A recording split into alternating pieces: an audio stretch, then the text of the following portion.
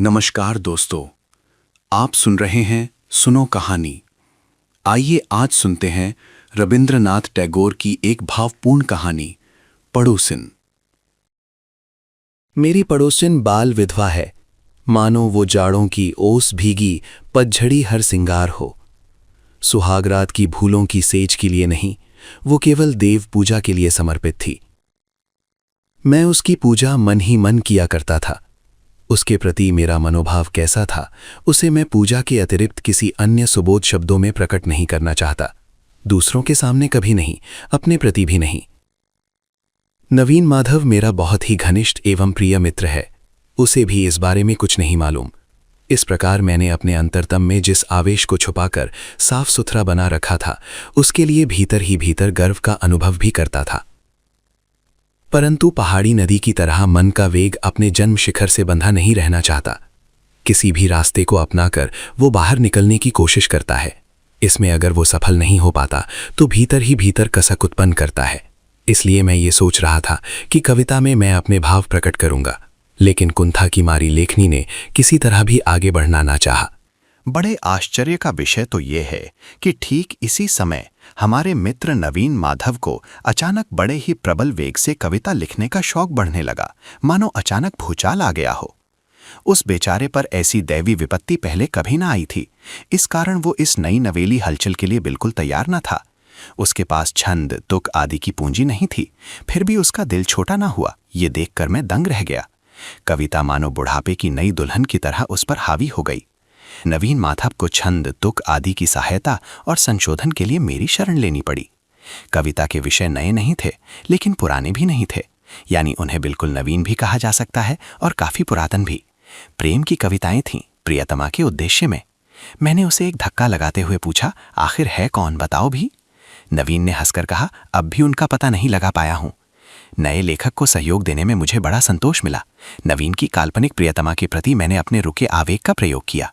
बिना बच्चे की मुर्गी जिस तरह बत्तख का अंडा पा जाने पर भी उसे छाती के नीचे रखकर सेने लगती है, मैं अभागा भी उसी तरह नवीन माधव के भावों को अपने हृदय का सारा ताप देकर सेने लगा। अनाड़ी की रचनाओं का मैं ऐसे जोश खरोश से संशोधन करने लगा कि वे करीब करीब 15 आने मेरी ही रचनाएं बन गईं। नवीन आश्चर्य से कहता, ठीक यही बात तो मैं कहना चाहता था पर कह नहीं पाता था, लेकिन तुम में ये सब भाव कहां से आ जाती है।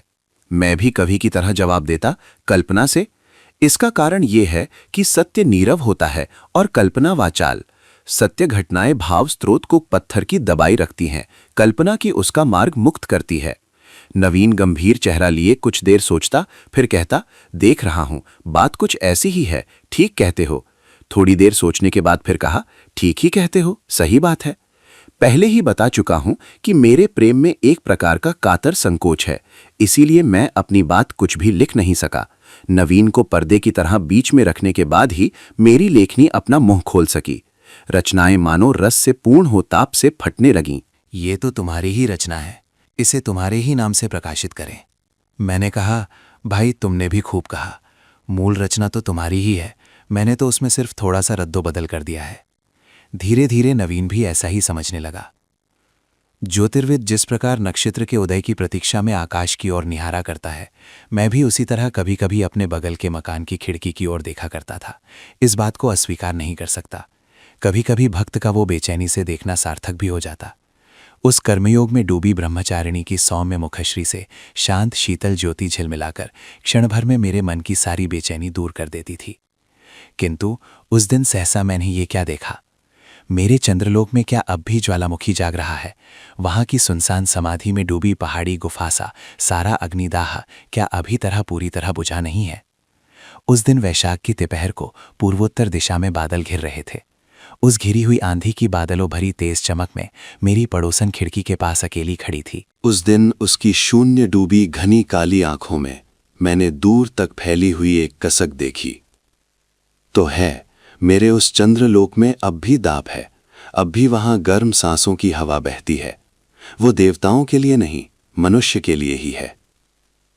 उस दिन उस आंधी के प्रकाश में उसकी दोनों आंखों की तेज छटपटाहट उतावले पक्षी की तरह उड़ी चलीता रही थी, स्वर्ग की ओर नहीं, मानव हृदय के घोंसले की ओर। उत्सुक आकांक्षा से चमकती उस दृष्टि को देखने के बाद मेरे लिए अपने बेचैन मन को काबू करना मुश्किल हो गया। तब केवल दूसरे की कच्ची अनगढ़ कविताओं के संशोधन से मन नहीं भरा, मेरे अंदर भी किसी प्रकार का काम करने की चंचलता पैदा हो गई। तब मैंने ये निश्चय कर लिया कि बंगाल में भी विधवा विवाह प्रचलित करने के लिए मैं अपनी सारी चेष्टा का प्रयोग करूंगा। केवल व्याख्यान और लेख लिखकर नहीं, आर्थिक सहायता देने के लिए भी मैं आगे बढ़ा। नवीन मेरे साथ बहस करने लगा। उसने कहा, चिरवैधव्य में एक पवित्र शांति है। एकादशी की धुंधली चांदनी से प्रकाशित समाधि भूमि की तरह उसमें एक महान सौंदर्य है। क्या वो विवाह की संभावना मात्र से नष्ट नहीं हो जाएगा? ऐसे कवित्व की बातें सुनते ही मुझे गुस्सा आ जाता है। अकाल में खाने के अभाव में जो व्यक्ति घुल-घुल कर मर रहा हो, उसके पास हट्टा-कट्टा कोई व्यक्ति आकर यदि भोजन की भौतिकता के प्रति घृणा प्रकट करते हुए फूल की सुगंध और पक्षियों के गीत से मरते हुए का पेट भरना चाहे तो वो कैसा लगता है? मैंने गुस्से में आकर कहा, सुनो नवीन, कलाकार कहते हैं कि खंडहर का भी एक सौंदर्य होता है, लेकिन किसी घर को सिर्फ चित्र के रूप में देखने से ही काम नहीं चलता, क्योंकि उस घर में रहना पड़ता है। कलाकार कुछ भी कहता रहे, उस घर की मरम्मत जरूरी है। वैधव्य के बारे में दूर बैठकर तुम चाहे कितनी कविताएं लिखना चाहो, किंतु ये तुम्हें याद रखना चाहिए कि उसमें आकांक्षाओं से भरा एक मानव हृदय अपनी विचित्र वेदना के साथ वास करता है।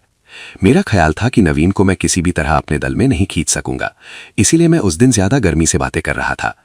लेकिन सहसा मैंने देखा कि मेरे भाषण के अंत में उसने एक गहरी सांस ली और मेरी सारी बातें मान ली।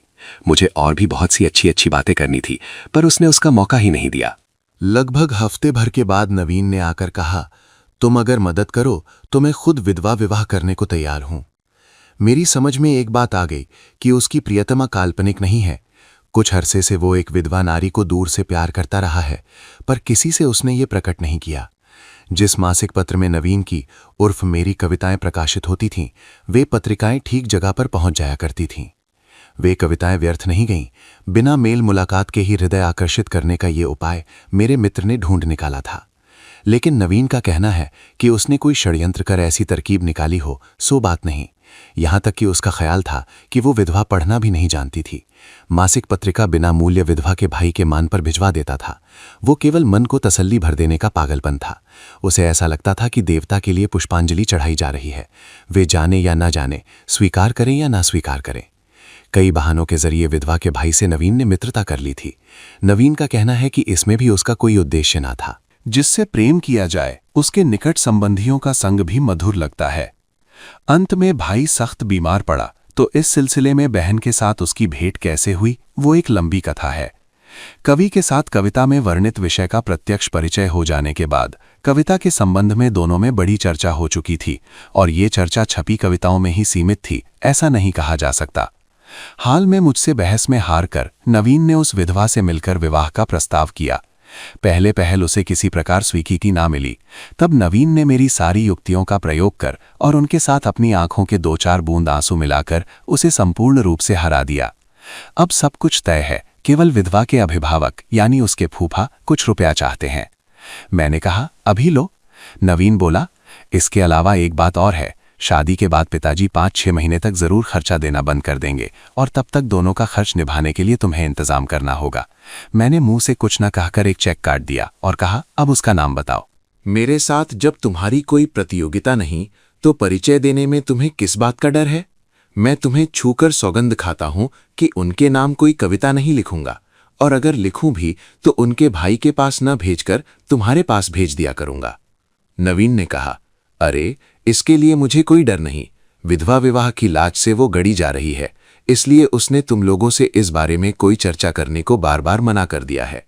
पर अब छिपाना बेकार है, वो तुम्हारी ही पड़ोसिन है, 19 नंबर में रहती है।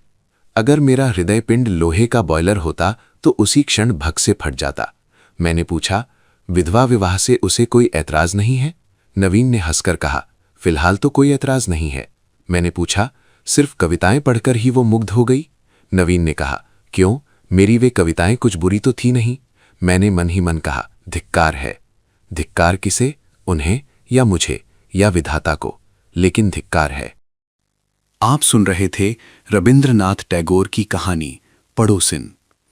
ये कहानी एक ऐसे हृदय की यात्रा है जिसमें प्रेम, स्नेह और सामाजिक बंधनों के बीच एक सूक्ष्म संघर्ष दिखता है। किसी की कोमल दृष्टि और कल्पना समाज की रूढ़ियों से टकराती है और फिर एक व्यक्ति अपने साथी के लिए अपनी जिम्मेदारी निभाने का साहस दिखाता है। सरल, मानवीय और सोच विचार की कहानी। ऐसी अर्थपूर्ण कहानियों के लिए सुनो कहानी के साथ जुड़े रहिए।